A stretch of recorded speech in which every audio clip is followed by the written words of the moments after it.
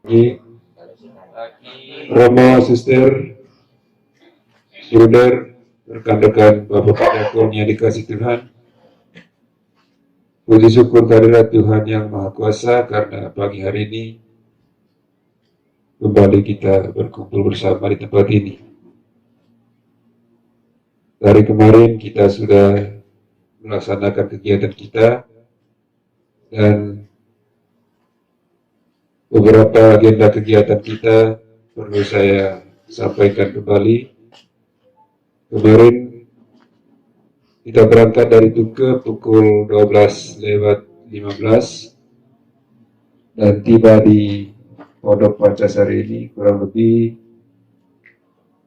jam 2 ya. Jam 2. Kemudian kita sesuai dengan agenda kegiatan kita tiba, istirahat sebentar, ganti pakaian, kita trekking dari tempat ini ke Danau Boyat. Ya.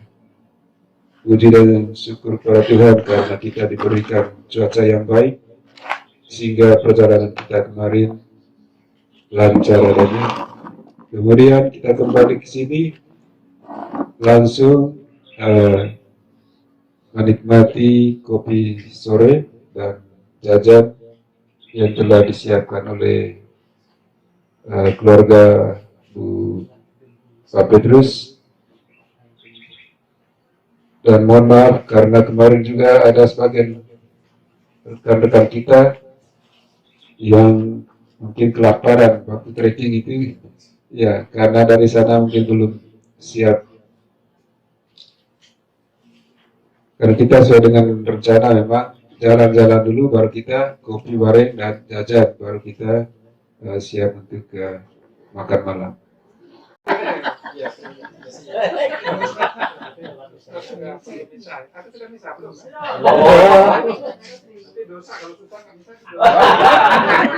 Ada Romo dia harus saya lagi. Rame-rame Romo. Ya saya kawan. Oh Romo. Kawan bisa Romo. Oh bagus berarti bisa. Aku tadi malam mereka udah minum Romo. Sampai pagi. Mabuk. Ya baik, selamat pagi semua ya. Dan juga ya Bapak-bapak Prodiakon dan Ibu. Ya juga. Ibu Priyono. Jadi minta maaf baru bisa datang hari ini. Jadi sebenarnya juga ingin juga datang mulai kemarin ya karena ya tempat ini sangat istimewa. Jadi khususnya untuk ya kami SVD karena ada sejarah memang. Jadi mengapa kok kita sampai melebarkan sayapnya ini masuk Kabupaten Buleleng. Ya. Jadi ini batasnya itu ada di ya sedikit saja sehingga urusan-urusan surat menyurat apa segala macam ya yang namanya sertifikat itu juga sudah selesai. Jadi sertifikatnya di sini kalau nggak salah ada 5 sertifikat ini ya. Mulai dari 1, kemudian ini ada, kemudian di sini juga kita ada sertifikatnya. Jadi kurang lebih ada 5 sertifikat. Jadi luasnya kurang lebih 1,2, tetapi kita mendapatkan kelebihan mungkin sekitar 7 area atau mungkin lebih ya karena setelah kita ukur-ukur ternyata mungkin ada sekitar 1,5 hektar ini. Jadi ya lumayan lah. Jadi mudah-mudahan tidak ada yang menuntut ya. Jadi tanah ini sebenarnya bergabung dengan sebelah ini. Jadi dokter yang punya dulu di sini ada usaha sapi ini tempat pengolahan kain sapi. Ya. Jadi dulu di sini banyak sekali sapi dan ini dikuasai oleh para yang istilahnya itu menyewa tanah itu penggarap ya. Di sini ada 4 penggarap. Jadi kita beli tanah ini tahun 2011 ya, kira-kira bulan November. Lalu kemudian kita serahkan lagi kepada penggarap terdahulu. Jadi ada 4 penggarap. Tetapi tahun 2014 ya kita mulai kelola sendiri ya setelah disurvei ya, karena pada waktu ini sebelumnya ini semuanya stroberi sebenarnya ini. Tetapi setiap kali kami datang ke sini dan beritahu Bu, kami mau datang. Begitu sampai di sini nggak ada masuk stroberinya. Ternyata dia petik lebih dulu ya. Tapi kalau kami datang diam-diam banyak buah stroberinya. Tapi hasilnya memang nggak banyak ya. Jadi 1 tahun kita dapat 3 juta, tetapi 1,5-nya kita persembahkan untuk desa adat yang ada di sini. Ya, jadi akhirnya lama-lama kita berpikir setelah 3 tahun ya tanah ini dikelola oleh para penggarap, kemudian ya kita kelola sendiri yang mulai tahun 2014 kalau saya tidak salah ya 2014, dan itu mulai ditanam kira-kira bulan April. Dan inilah yang ini ada 2 kelompok sebenarnya. Yang ini yang 100 pohon ini itu sudah besar. Jadi 1 tahun berikutnya itu sudah menghasilkan buah. Jadi kira-kira tahun 2018 itu sudah ada mulai berbunga ya. Kemudian 2020 itu sudah mulai kewalahan memetik buahnya karena bingung ya. Burung banyak, dan bagaimana caranya mengelola kita tidak tahu karena produksi, karena kan harus 3 hal yang kita kuasai. Pertama itu namanya produksi ya kan. Kemudian yang kedua itu namanya manajemen, dan yang ketiga marketing. Kan begitu ya maksudnya orang. Kita itu tidak menguasai ketiganya ini ya. Jadi produksi boleh menghasilkan ya, tetapi ya kacau balau juga ya. Kemudian juga manajemennya juga amburadul, dan juga pemasarannya juga bingung ya. Sehingga akhirnya pada waktu itu ya syukur-syukur kita paksa paroki-paroki ya,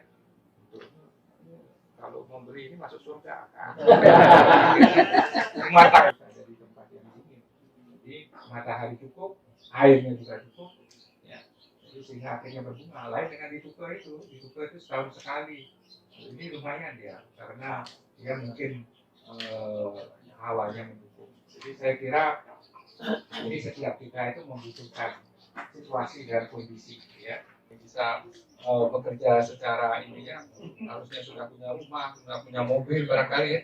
Tapi karena pagi siang malam memikirkan gereja yang tidak jadi-jadi, jadi mungkin akhirnya ya keluarga bisa dikorbankan. Jadi mudah-mudahan tidak seperti itu ya. Jadi kita memang ya menjadikan ini sebagai ya, bagian dari perjalanan kehidupan kita sebagai orang beriman. Jadi jangan berpikir, wah ini mumpung saya pensiun nggak ada kerjaan, ya sudah saya jadi prodiakon saja. Ya itu masuk surga ya. Jadi kan ditanya ya, kamu sudah pernah jadi prodiakon di Tuka belum? Kalau bilang sudah, lah ini sudah langsung lah, kan ada proses yang terlalu berbelit-belit lah. Apalagi ditanya siapa pastor paroki, itu lebih mudah lagi ya. Itu yang bertugas untuk mempersatukan ya. Kemudian yang ketiga itu sebagai nabi, yang tugasnya apa? Mengajar. Jadi tugas inilah yang melekat dalam diri setiap kita ya. Jadi bukan hanya dalam diri Yesus, tetapi juga dalam diri para penggantinya, kalau kita boleh mengatakan dalam diri para rasul ya. Dan itu juga melekat dalam diri setiap kita ya. Kalau ditanyakan apakah saya ini sebagai seorang imam ya, karena tugas kita itu adalah menguduskan keluarga kita ya, menyucikan keluarga kita ya, bagaimana kita memperhatikan kehidupan rohani kita ya, keluarga kita. Kemudian juga bagaimana kita melaksanakan tugas pengembalaan ya. Tugasnya itu ya tetap adalah merukunkan ya, mempersatukan keluarga. Jangan sampai keluarga saya itu tercerai-berai ya. Dan kemudian mengajar, mendidik, formasi. Ya, ini adalah tugas. Nah, dari tugas ini kemudian kita mengenal 5 tugas gereja ya. Jadi ada bidang liturgia ya, ada bidang diakonia, pelayanan, koinonia, kemudian juga kerugma, dan yang terakhir marturia. Jadi dari tugas ini kemudian muncul yang namanya 5 tugas gereja ini. Nah ini kita sekarang melihat posisi kita itu ada di mana, ya. Jadi jelas bahwa kita melaksanakan tugas itu jelas, ya. Hanya dalam porsi-porsi prosentasenya, ya, dalam hal menyucikan, karena kita ini kan sudah hidupnya ini sudah, kalau orang Bali mengatakan kita sudah ada di tahapan apa ini ya? Yang pertama itu namanya rahmocari. Jadi orang mencari ilmu kanuragan ya. Itu saya kira sudah ya, karena kita sudah tamat SD ya kan, sudah tamat SMP, sudah tamat SMA ya, kemudian kita geraste namanya, membangun keluarga ya. Kemudian Baru berikutnya yang namanya wanopraste. Nah ini yang pensiun ini namanya wanopraste. Ya. Jadi kalau kita sudah di atas 50 tahun itu wano, sudah pergi ke hutan. Nah ini anggaplah kita pergi ke hutan. Namanya wanopraste. Jadi kehidupan tidak hanya lagi fokus pada pekerjaan. Ya boleh sih pekerjaan itu hanya hobi saja. Ya, pelihara lele, pelihara ayam. Nah, itu adalah wanopraste. Jadi maka dari itu saya karena sudah di atas 50 ya saya pelihara lele, saya pelihara apa namanya kuir ya. Itu adalah umur-umur yang memang harus mengembangkan hobi. Jangan lagi kita kerja mana nanti tidak dapat rezeki. Nah ini ada wanopraste. Kalau yang sudah sampai di tingkat tinggi itu namanya sunyaste. Sudah nggak perlu lagi umur 70 ke atas, sudah nggak perlu apa-apa lagi. Yang pikirannya hanya surga sampai kamar saja. Itu namanya sunyaste. Tapi kan kita belum sampai di situ. Tapi ini adalah tahap yang wanopraste. Jadi karena kita ada di tahap yang demikian ini, maka dari itu hal-hal yang suci yang kita pikirkan, hal-hal yang kudus apa sih pelayanan yang bisa saya lakukan. Maka dari itu ya kita harus dekat-dekat gereja. Nah inilah kartu terakhir kita, ya karena selama ini kan kita berbuat dosa semua ya. Jadi maka dari itu prodiakon itu membayar dosa-dosa masa muda. Nah, jadi dengan menjadi prodiakon ini ya inilah kita membayar. Ya. Jadi dia lebih gampang dia masuk surga. Ya. Jadi itulah jadi artinya kita memang kita mengerti lah posisi keadaan kita di mana. Ya kita memang harus mempersembahkan. Jadi kalau saudara-saudara kita umat Hindu itu heran dengan kita orang Katolik, orang Kristen kok muda-muda sudah jadi sudah jadi pedanda. Kalau mereka itu kan jadi pedandanya itu sudah umur begitu ya. Jadi sudah tidak memikirkan apa-apa. Ya. Jadi itulah bedanya. Tetapi tahapan-tahapan kehidupan seperti itu. Jadi kita ini ada di tahapan wanopraste, artinya kita memang sudah tidak fokus terlalu kepada hal-hal yang materi pekerjaan ya walaupun pusing-pusing juga ya, tapi pada umumnya kan anak-anak sudah menikah, anak-anak juga sudah bekerja ya syukur-syukur kalau ya anak kita bisa memberikan sedikit, kalau enggak kita sebagai orang tua nggak perlu, yang penting anak saya ya bisa bekerja ya dia bisa memenuhi kebutuhan hidupnya. Jadi ini maka dari itu kita mempersembahkan diri kita sebagai tahapan proses kehidupan. Ya, jangan berpikir wah ini hanya rokok saja nanti masuk surga karena dia ini enggak. Jadi bapak-bapak juga mempunyai peluang. Jadi kalau betul-betul bertekun menjadi prodiakon, ya jangan memburu waktu saya ini kok jadi prodiakon. Sudah nggak digaji sama Romo ini nggak dapat apa-apa. Ya. Nah, dari itu kita pikirkan nggak dapat ya? Dapat Romo. Dapat. Tidak lah uang transport lah. Ya betul. Dapat walaupun 200.000. Gereja Protestan itu jelas nih posisi-posisinya jelas. Ya, saya ketemu dengan bisop nih, bisop sebagai bisop, nah ini fasilitasnya ini, ya sebagai sekum, sekretaris umum, ini fasilitasnya ini, sebagai ketua bidang lagi ini semua. Melayani macam-macam penyakitnya muncul. Tapi karena kita sudah menjadi menjadi prodiakon yang seharusnya kita gemetar-gemetar ya enggak ya. Karena apa, sering pegang tubuh Kristus itu. Jadi kita menjadi kuat ya. Jadi ini yang kita bersyukur lah ya. Menjadi prodiakon ini sangat luar biasa. Ini beda dengan ini kok susah sekali katanya. Nggak ada yang mau jadi prodiakon. Bentar Alex tuh mengeluh. Saya bilang kalau di Tuko enggak ngantri mereka. Jadi itu sangat luar biasa ya.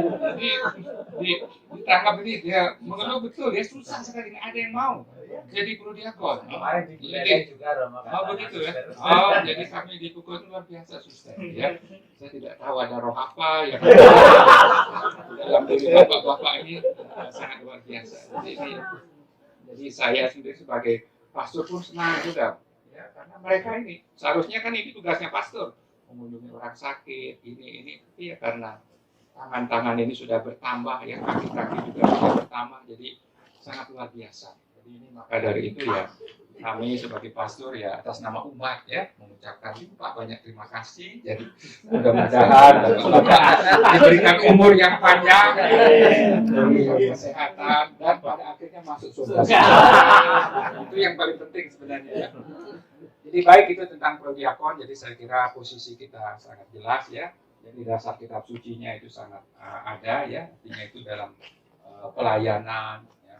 Jadi ini karena Yesus sendiri ya, sudah mengatakan ya, tidak datang bukan untuk dilayani, melainkan untuk melayani. Jadi ini yang juga menjadi dasar bagi kita ya. Dan juga kebutuhan-kebutuhan kan macam-macam ya, namanya semakin banyak umat ya, problem kehidupan itu semakin banyak ya. Jadi jangankan sekarang ini, pada zaman para rasul pun sudah ada problem ya. Jadi problem mengenai pelayanan, kemudian mengenai sunat juga ada problem. Di mana ini? Apakah menjadi orang Kristen itu hanya orang Yahudi saja? Ataukah orang Yunani boleh menjadi orang Kristen? Nah, itu kan menjadi persoalan pada waktu itu. Ya. Jadi apakah ketika orang menjadi Kristen, apakah dia harus melepaskan keyahudiannya? Ya, karena salah satu ciri khas keyahudian kan sunat. Ya. Apakah kita ini harus bersunat atau tidak ketika kita menjadi pengikut Yesus? Nah, kemudian ada yang namanya sidang di Yerusalem. Lalu disitulah diputuskan bahwa tidak harus ya, jadi sunat tidak bersunat tidak menentukan ya keselamatan itu ya. Jadi kemudian pewartaan itu akhirnya ya bisa sampai ke seluruh dunia ya. Jadi ini persoalan, jadi semakin banyak orang ya, apalagi kalau kita lihat itu persoalannya macam-macam ya. Karena apa? Karena kita Bukan kaum gohim. ya macam-macam, artinya latar belakang kita ya, latar belakang kita secara budaya juga berbeda, dari segi pendidikan, dari segi tempat tinggal, pekerjaan, semuanya ini berpengaruh ya. Sehingga akhirnya itulah persoalan-persoalan yang perlu kita tangani ya. Dan syukur bahwa kemarin dalam sinode kita sudah coba melalui FGC ya, kita tahu bagaimana ya persoalan-persoalan. Dan keluhan yang paling banyak itu adalah kurangnya kunjungan. Nah, ini kami sebenarnya mau mendaftar, tolong buatkan daftar supaya rumahnya prodiakon itu bisa dikunjungi oleh pastor. Ya paling tidak dikunjungi lah ya, supaya nanti bisa mengebaskan. Ya kalau kami tidak diterima oleh prodiakon, kami akan lepaskan juga ya. Jadi ini barangkali perlu juga ya, biar kami berdua atau dengan DPP barangkali bisa ya datang. Ketua lingkungan itu barangkali juga perlu disapa ya. Jadi ini hal-hal seperti inilah yang ya, karena kunci kehidupan ini namanya hati ya. Orang kalau sudah hatinya dipegang itu apapun keluar ya enggak ya. Harusnya dompetnya tetap dipertahankan. Nah, ini bisa ya, karena hati sudah tersentuh ya. Jadi mudah-mudahan kita juga menggunakan ini metode pendekatan-pendekatan. Jadi saya kira juga banyak pengalaman ya. Kemarin kami ketemu dengan orang tua komuni pertama itu kaget-kaget gitu ya. Banyak sekali kehidupan rohani yang sangat luar biasa ya. Jadi bagaimana mereka bisa bertahan ya sebagai orang rantau, kemudian juga memikirkan kehidupan, bagaimana dia mempertahankan iman. Ada juga orang muslim sampai dia tidak lagi.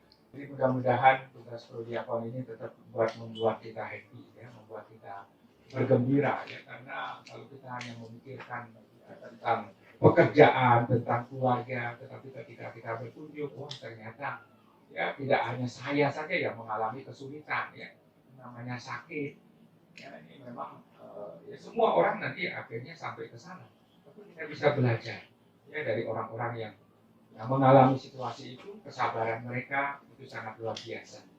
Nah next, saya sampai lupa ya. Temukannya mesin uap, jadi kehidupan manusia pun akhirnya mengikuti mekanisme mesin. Jadi ada komando, ada suatu sistem. Kalau sistem tidak berjalan dengan bagus, ya tidak akan dapat berjalan dengan baik. Jadi selalu ada organisasinya harus bagus, ya sistem komandonya, koordinasinya. Jadi itulah situasi yang ada, dan bahkan gereja pun juga harus ada di dalam situasi yang demikian. Jadi suka tidak suka, gereja itu harus juga diatur, ditata sedemikian sehingga akhirnya semua unsur-unsur yang terkait itu ya, terlayani, ya bisa disapa. Jadi inilah dunia, boleh dikatakan dunia hubungan manusia mekanik, tetapi kemudian akibatnya ya selalu orang mengukur ya, orang itu berdasarkan kemampuan. Ya kalau kamu tidak mampu ya sudah, keluar saja. Kalau kamu tidak mempunyai kesehatan yang ini ya sudah, karena kami membutuhkan orang-orang dengan kriteria seperti ini. Jadi apakah kemudian kita seperti itu? Ya, gereja secara ekonomi kami ingin kumpulan gereja Tuko itu adalah orang yang berpenghasilan sekian. Kalau kamu tidak berpenghasilan sekian, ya kamu nggak boleh menjadi anggota gereja misalnya. Karena kami akan hitung persepuluhannya nanti dari penghasilan, sehingga akhirnya kita bisa membangun gereja yang bagus, ya karena sudah dihitung semua penghasilan. Jadi itu namanya hubungan-hubungan mekanik seperti itu. Kemudian hubungan transaksional, ya tidak ada yang gratis dalam kehidupan ini, ya semuanya, ya ada imbalannya, ya tidak ada makan siang. Jadi kita menjadi anggota DPR pun juga tidak ada yang gratis. Jadi semuanya itu harus ada imbalannya. Jadi kita pun juga ikut dalam situasi begitu. Jadi kita pun juga tidak mau hanya sekedar wah saya memberikan suara, tapi yang belum mana kan begitu.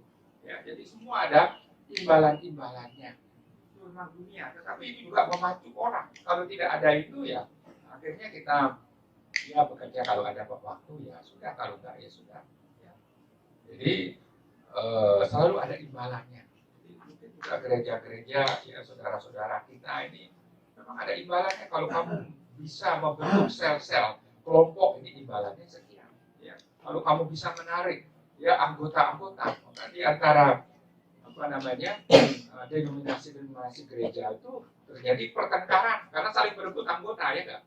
Jadi itu terjadi, ya, karena mereka juga dapat kalau kamu bisa membentuk sebuah komunitas dan itu dinyatakan berhasil, kamu mendapatkan imbalan. Jadi kehidupan kita ini selalu ada imbalan. Ya, saya dapat apa? Ya.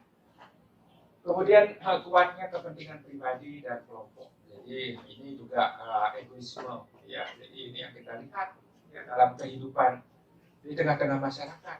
Kamu itu kelompok mana? Kamu itu agamanya mana? Ini berkaitan juga dengan sumbangan-sumbangan, ya enggak? Jadi kalau kamu agamanya ini kamu dapat, kamu karena agamanya ini kamu tidak dapat, karena kamu kelompok ini. Nah ini masyarakat kita ini sudah terbagi di dalam situasi yang demikian sehingga semuanya ini nanti akan berpengaruh terhadap apa? Terhadap pelayanan kita. Ya, kamu itu siapa? Ya, oh kamu ini orang ini bukan saya, ya. Jadi bisa jadi seperti itu. Ya.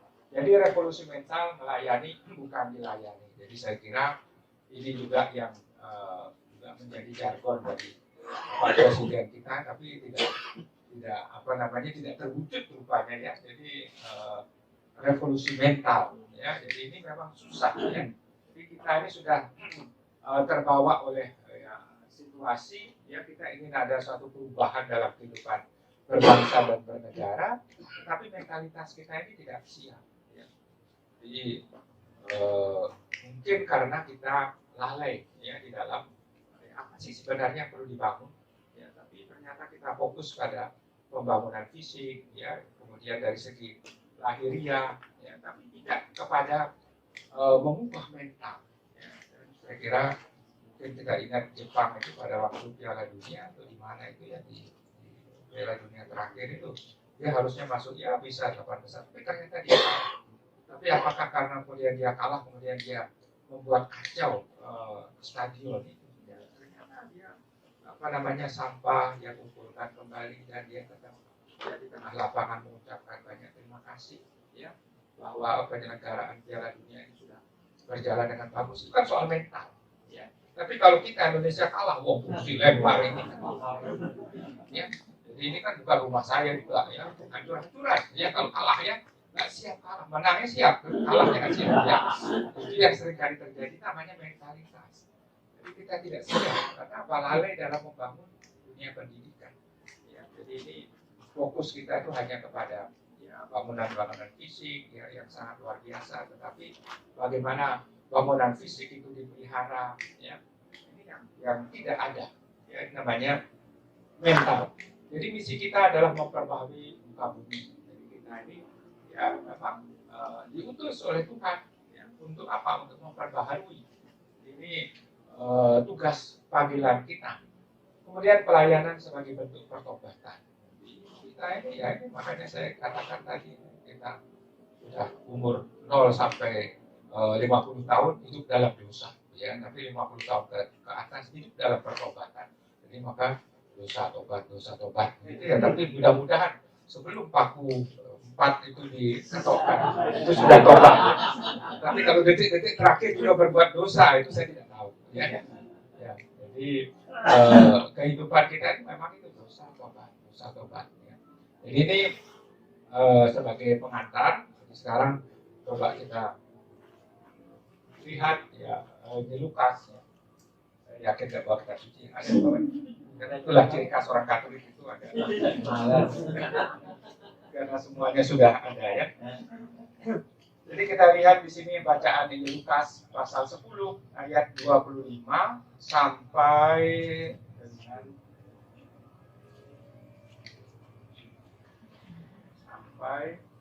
ya orang Samaria yang murah hati ya. Jadi saya kira ini juga sudah biasa kita ini ya, kita dengar. Jadi pada suatu kali berdirilah seorang ahli Taurat untuk mencoba Yesus. Katanya, "Guru, apa yang harus kuperbuat untuk memperoleh hidup yang kekal?" Jawab Yesus kepadanya, "Apa yang tertulis dalam hukum Taurat? Apa yang kau baca di situ?" Ya, di sana. Jawab orang itu, "Kasihilah Tuhan Allahmu dengan segenap hatimu, dan dengan segenap jiwamu, dan dengan segenap kekuatanmu, dan dengan segenap akal budimu, dan kasihlah sama manusia seperti dirimu sendiri." Kata Yesus kepadanya, "Jawabmu itu benar. Berbuatlah demikian, maka engkau akan hidup." Tetapi untuk membenarkan dirinya, orang itu berkata kepada Yesus, "Dan siapakah sesamaku manusia?" Jawab Yesus, "Adalah seorang yang turun dari Yerusalem ke Yeriko, yang jatuh ke tangan penyamun-penyamun, yang bukan saja merampoknya bisa-bisa, tetapi yang juga memukulnya, dan yang sesudah itu pergi meninggalkannya setengah mati. Kebetulan ada seorang imam turun melalui jalan itu, dia melihat orang itu, tapi ia melewatinya dari seberang jalan. Demikian juga seorang Lewi datang ke tempat itu. Ketika ia melihat orang itu, ia melewatinya dari seberang jalan. Lalu datang seorang Samaria yang sedang dalam perjalanan ke tempat itu. Dan ketika ia melihat orang itu, tergeraklah hatinya oleh belas kasihan. Ia pergi kepadanya lalu membalut luka-lukanya, sudah itu menyiraminya dengan minyak dan anggur. Kemudian ia menaikkan orang itu ke atas keledai tunggangannya sendiri, lalu membawanya ke tempat penginapan dan merawatnya. Keesokan harinya, ia menyerahkan 2 dinar pada pemilik penginapan itu, katanya, "Rawatlah dia, dan jika kau belanjakan lebih dari ini, aku akan menggantinya waktu aku kembali." Siapakah di antara ketiga orang ini menurut pendapatmu adalah sesama manusia dari orang yang jatuh ke tangan penyamun itu? Jawab orang itu, "Orang yang telah menunjukkan belas kasihannya kepadanya." Kata Yesus kepadanya, "Pergilah dan berbuatlah demikian." Ya. Ini saya kira ini sudah sering juga kita dengar ya, karena luar biasa ya. Yang datang itu adalah